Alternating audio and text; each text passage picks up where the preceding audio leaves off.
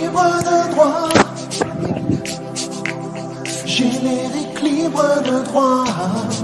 Libre de droit. Cette chanson est à moi. Tu n'enlèves pas. C'est libre de droit. Attendez, minute. Et j'ai un souci. J'ai pas ouvert mon texte. Ça ne s'ouvre pas. Oui, on l'entendait même pendant le générique de cette chronique, c'est l'émission Système Z. De toute façon, j'ai prévu un petit delta de narration pour commencer. Alors, attendez. Vous avez tout le temps. Non, mais commence. On avait beau non, dire on n'a que pas les paroles. Ouvre-les. Vous allez les avoir. Attends. Eh ben oui, mais ça marche pas. Ouvre-les en silence. Oh putain. On avait beau dire qu'il s'agissait de l'atmosphère crépusculaire du mois d'octobre. On avait beau dire que c'était la période où les morts revenaient à la vie. On aurait même pu avouer que les lignes de contact avec des proches défunts étaient saturées. Rien ne préparait quiconque à une séance de spiritisme avec Madame Joy, la meilleure voyante à des kilomètres à la ronde. En même temps, on était en Bretagne. L'offre des voyantes n'était pas franchement pléthorique, alors on se contentait de ce qu'on avait.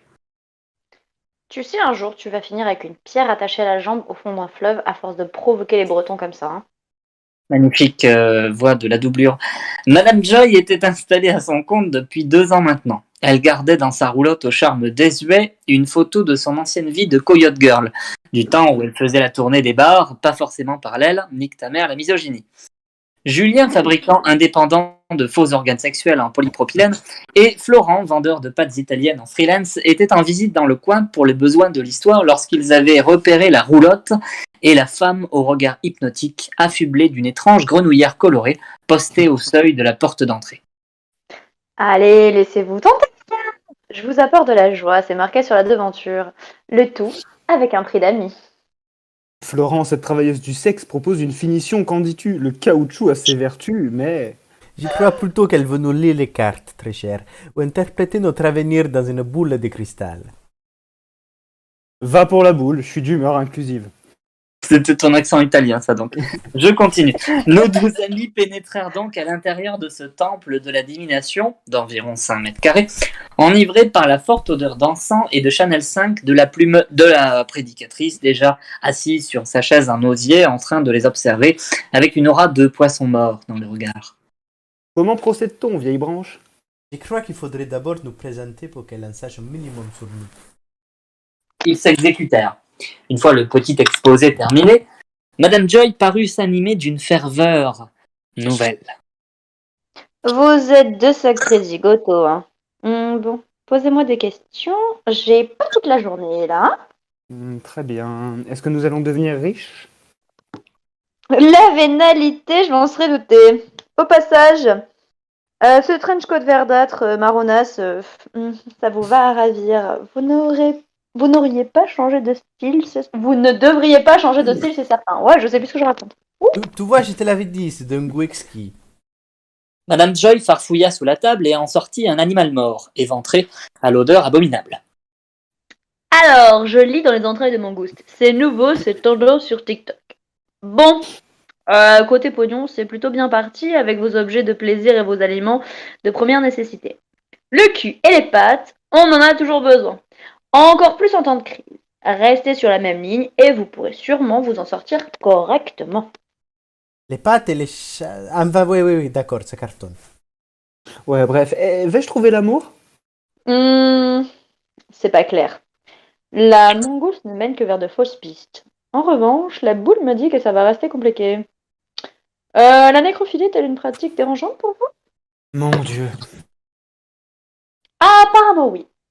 Bon, avec les vivantes, quand elles vont découvrir votre stock de vagins artificiels et votre historique Pornhub, il va falloir y mettre du vôtre pour les convaincre. Hein. Oublions l'historique, je me suis déjà confessé la semaine dernière. Concernant le reste, objectivement, en tant que femme, vous trouvez ça intéressant? Oula, te fatigue pas à tenter des préliminaires, chérie. Il y a longtemps que j'ai troqué mes propres bas contre des bas de contention. Ça motive l'effort et ça gratte beaucoup moins les escalopes. De mon côté, je vous demande vraiment si la droite va réussir à percer au prochain présidentiel. Et surtout, si je serai dans le train. Ah, voilà qui est intéressant. Tu suivrais Eric Zemmour si c'était le seul qui restait? J'ai dit la droite, pas le nazisme. Je lis dans les motifs de ma nappe indienne que tu es fan de Patrick Balkany et que tu es profondément Anne Hidalgo. Alors, ça devrait le faire. Continue sur cette voie et évite les groupes de jeunes avec Xavier Bertrand. Ça ne t'apportera rien de bon. Mais il m'appelle tous les jours, c'est insupportable. Madame Joy se sentit désolée pour lui, encore plus que s'il avait dit qu'il faisait partie de l'équipe de campagne de Valérie Pécresse. Bon, vous voulez que j'essaye de voir votre futur avec ma W? Ça dépend, c'est plus cher? Non, parce que moi je viens de déménager et côté budget c'est assez ric-rac en ce moment, donc bon. T'inquiète, Ginette, je vais vous faire un forfait all inclusive. On a beau être en Bretagne, je suis moderne. Alors, lequel de vous deux est le plus opportuniste? Oh, c'est lui. Un jour il a reçu 3 cartons de pâtes italiennes pour les vendre, il les a fait cuire et il les a bouffés en 6 mois. Ma que blague, ce n'est pas moi qui me fais traiter de pute à chaque émission que je sache. On se calme, les loulous. Ce qui est sûr, c'est que je vois une opportunité énorme. Les contours sont assez flous, mais je discerne une ville du sud de la France.